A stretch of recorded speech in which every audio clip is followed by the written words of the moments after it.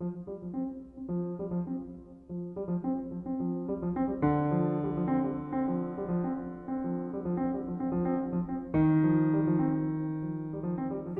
first meeting with Philip Johnson was as a juror on a project that Paul Rudolph had set the master's class.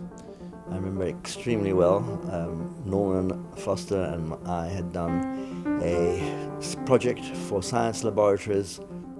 And Philip said, there shouldn't be buildings here on this part of the scheme. He leant over and he said, it's a really good scheme, and I'm sorry that some of it is wrong. And just took his hand, with his hand, he just crunched the bits of the model, which we saw all the work of whatever it is, X weeks going up. He was right, by the way, but I thought it was quite a shock. He was right. So, I mean, this is an individual who was a very perceptive critic. He was a very influential architect. He'd brought people like Mies van der Rohe, Le Corbusier to America. It culminated in probably one of the greatest 20th century buildings ever, the Seagram building. And after that, I remember visiting the Glass House, and like anybody who's visited the Glass House, it's just branded on your memory. I was stunned by its beauty and by its size and by its position. I was absolutely, my breath, from the first moment I saw it, I thought this must be the most beautiful house I've ever seen. It was fantastic. Of course, it was elegant, it was clear, it was amazing to have all that glass. There was, of all things, a domestic quality that I never expected.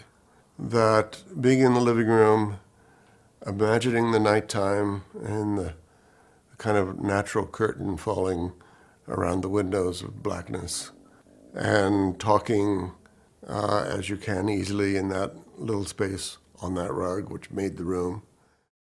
I was charmed by it and thought it very commodious. Seeing the Glass House sort of made you self-edit. It's both philosophically and as a designer, that you could make something that clear and that simple and it still have the density and the essence that makes architecture spiritual, makes great architecture spiritual. But everything about it seemed just perfect, just this classical perfection of the kind of house. It took us a long time to realize that it was a fundamentally key monument. It was a brand new thing. The fascination of the Glass House and the fascination of Philip Johnson are, in a way, that an architect's own house was his autobiography. Well, we started walking around, and of course, we didn't go knock on the door. We just sort of looked from a distance, and then he said, "Oh, come in." We were all babes in the woods. This was like going to the temple. Philip couldn't have been more gracious. He encouraged it. He said, "Let's go inside. It's getting chilly out here. Let's go inside." We sat on the floor. We went back outside. People were smoking in those days, and then people would go outside. There were several conversations going on. We were talking about architecture. We were talking about history, but we were talking about architecture. We weren't just talking about who's got the next commission, what's the budget, da-da-da-da. We were talking about architecture. And we didn't get to do that with the deans of our schools, with the people we were working for. They didn't seem to be interested in that. Philip wanted to know what we knew, and we certainly wanted to know, as erudite as Philip was, what he knew. Philip had used the Glass House all through its history as a place to have kind of an ongoing seminar with students in the architecture school, and also to have young architects there and then older architects to talk about what was going on. Philip always wanted to know what was going on, the new thing. He always liked to kind of refer to us, meaning sort of the people of my generation, as the kids. He thought, these are the kids. Like he was kind of looking after the kids, and he said, well, I have to recommend you for a job. He was instrumental in getting Graves the building in Portland. Without Portland, there wouldn't have been Humana, and there wouldn't have been San Juan Capistrano. And without Humana, there wouldn't have been The winery in Napa Valley, I mean, each one led to the next one. I won 4 or 5 in a row. He was engaged in our work. He always wanted to see what we were doing, always asked what we were doing. And I think the kid thing was to make sure remained the boss, but also, as I said, was endearing, that he really cared about us as a group all his life, and was always a sponsor and always generous.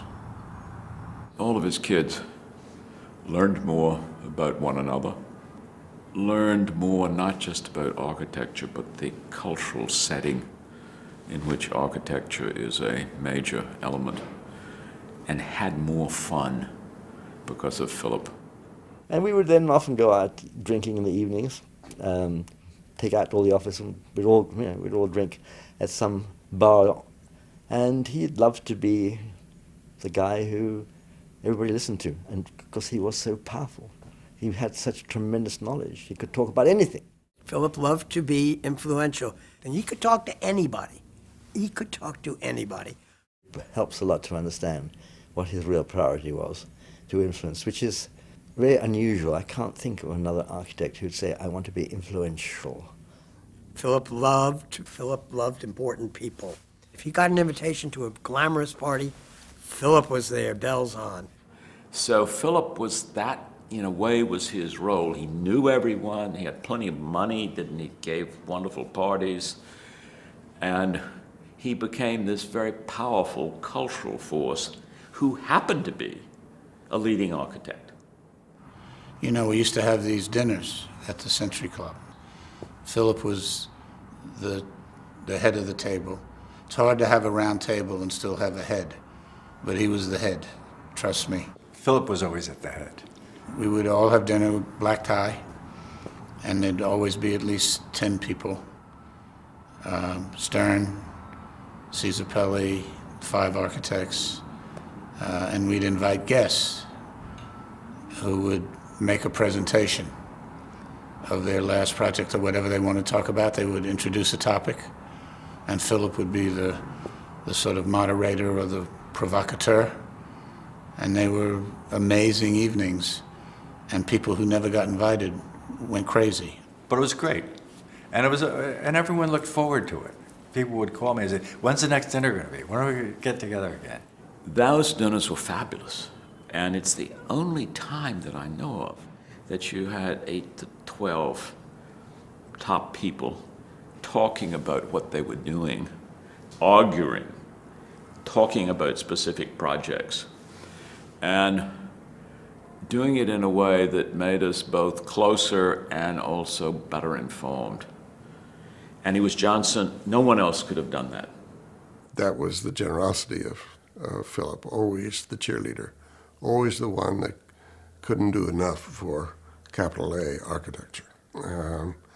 And we all appreciate that enormously, given that others of his generation just competed and still do. But Philip was the generous one, and he was always the one that would include, end quote, the kids. He understood how things work, and he used his cards, his whole cards. When he had money, he was very well educated. He could live at the top. He could afford to have really good art and be a patron. But he used that not just in an indulgent way, but to further the cause of the public realm and the public aesthetics, which is, I kept saying, you and Jefferson. He said, I know, you're right. He was the greatest. I said, he wasn't the greatest American architect. I said he was the most important American architect. It wasn't Johnson's forms, it was Johnson's manner and Johnson's method, Johnson's stance in the world. I think his legacy is really about a passion for architecture, a passion about architecture, sort of what goes into making it work. He wanted power, all right, but he wanted it in the Nietzschean way. I mean, Nietzsche too. I mean, the aesthetic reaction is the power of art is the power that endures, and so on. And that's what Johnson lived for.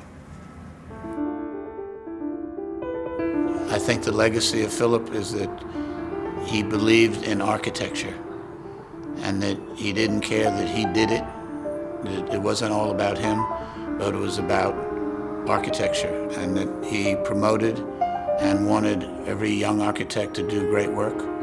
And he was happy when he experienced buildings by other architects that he thought were important and moving for him, and that there's never been a more gracious and a more open and a more supportive practicing architect that also promoted architecture and made it a more relevant art form to the world at large.